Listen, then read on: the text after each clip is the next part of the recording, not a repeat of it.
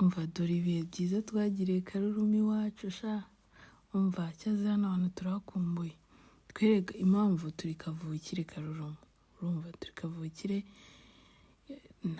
niho nyine tuzi, niho mu rugo OG, urumva.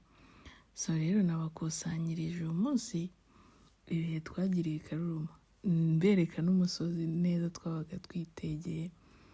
Inyuma y'uwo musozi ni ku Gisozi simuhazi, inyuma y'uwo musozi rero ni ku Gisozi, urumva. Ariko urabibona ko twabaye abasani kuva na kera underground. Nyagasani mwami Imana Yesu wenyirimo, umva twajyaga hejuru twitegera karitsiye yose tukayizuminga nyine tukareba uburyo ari nziza. Buriya ndabizi hariya muri uriya musozi ubu barawubatse hose, barawumaze, bagendaga bawubaka gake gake. Ubu ngubu rero ko hashize igihe wabona barahubatse hose. Actually hano hantu hari heza pe, reba noneho ubushyuhe, izuba man, buri gihe mba ndi kwirebera izuba ryahaga rihari. Kandi shaka igihe wumve ko nta nubwo nibukaga ko hashyushye, nta nubwo nibukaga ko izuba ribaho. Actually numvaga ko ariko bigomba kugenda, na nijoro nta nubwo twifubikaga. Rero iyo wageze ahantu wifubika, niyo yaba ari ku manywa, niyo yaba ari ryari, uhita wibuka ko utigeze uha agaciro man, izuba ryabaga riri iwanyu.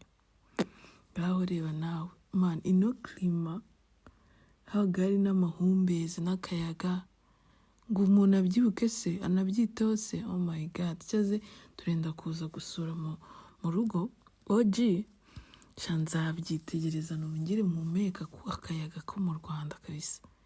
Wowe cyakoze noneho rero n'ubuzima bwagiye, hewe Nyagasani mwami Imana. Umva tukaba dufashe kebo ngo tugiye hehe, ngo gutembera Bweramvura, tukazenguruka za Gihogwe. Ako rero